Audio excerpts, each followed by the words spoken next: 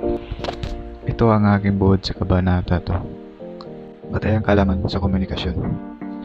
Mga proseso at sangkap ng komunikasyon ay binubuo ng una, tagahatid o encoder. Ito ang nagbibigay o pinagmula ng mensahe. Ito din ang nagpapasya ng layunin. Halimbawa, ako sa videong ito ay ang tagahatid ng mensahe na sino man ang makarating sa mensaheng ito. Pangalawa, mensahe. Ang ipinapadalang salita o impormasyon. Halimbawa, dito sa videong ito, ang mensahe ko ay ang buod sa kabanata 2 sa ulpil na gawain. Pangatlo naman ay ang tagatanggap o decoder. Siya ang tumatanggap ng mensahe. Halimbawa, habang ako ay nagsasalita dito, kayo po ang decoder. Kayong nanonood ay ang tumatanggap sa mensaheng aking sinasalita. Ang panglima ay ganting mensahe o feedback. Ito ang proseso sa pagbabalikan ng mensahe. Halimbawa, ito ay ang newscaster at ang reporter. Pagkatapos isiwalat ng reporter ang balita, ay tinatanong ng newscaster ang mga bagay na nangyayari doon sa lugar ng reporter. At sinasagot naman ng reporter batay sa kanyang kalaman at ito ay nagpapakita ng feedback. Panganim, ang hadlang o barriers. Ito ang mga bagay na naghahadlang sa mensahe tulad sa radyo o television. Pag maulan o masama ang panahon, nagkakaroon ito ng mahina o putol-putol na mensahe o dahil sa interruption ng signal.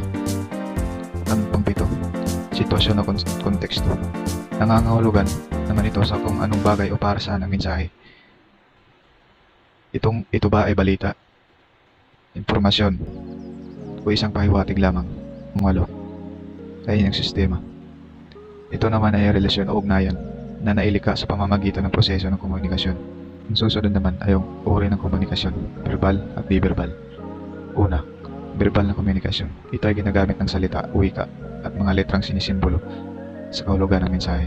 Halimbawa nito, ang sona ni Pangulong Bongbong Marcos kung saan siya ay nagsasalita sa buong Pilipinas. Pangalawa, komunikasyong di-verbal. Ito naman ay ginagamit ang sinyalis o gesture sa pamamagitan ng paggalaw o pagkilos ng katawan. Halimbawa nito ay may nagtatanong ng direksyon sapagkat ang sagot ng tao ay tinuturo lamang ito gamit ang daliri. Ito ay sumisimbolo sa komunikasyong di-verbal dahil hindi siya nagsasalita kundi ginagamit niya lang o tumuturo lang siya sa nagtatanong. Ito naman ay mga uri ng di-verbal na komunikasyon. Una, kinesics. Pag-aaral ng kilos o galaw ng katawan. Halimbawa nito ay ang ekspresyon ng muka, galaw ng mata, at kumpas ng kamay. Pangalawa naman ay proxemics. Ito ay pag-aaral ng komunikasyon gamit ng espasyo. Halimbawa, kapag ang batang pinagalitan ng ina at pinalo ngunit naglapitan ito ay umiwas o dumistansya ang bata, nagpapahiwatig ito ng takot, galit o tampo ng bata sa ina. Pangatlo naman ay chronemics o oras. Ito naman ay isa oras. Halimbawa, kapag ang isang tao ay matagal dumating, ibig sabihin nito, siya ay malamya o may mga hadlang sa kanyang dinadaanan. Pangapat naman ay ang haptics, pandama o panghawak, tulad ng pagyakap, pagpisil, pagtabik. Panglima ay paralanguage. Tumutukoy naman ito sa tono ng tinig. Halimbawa, kapag nagsasalita ang tao sa mataas na boses, ito ay nangangahulugan na galit ang nagsasalita. Panganim ay ang katahimikan.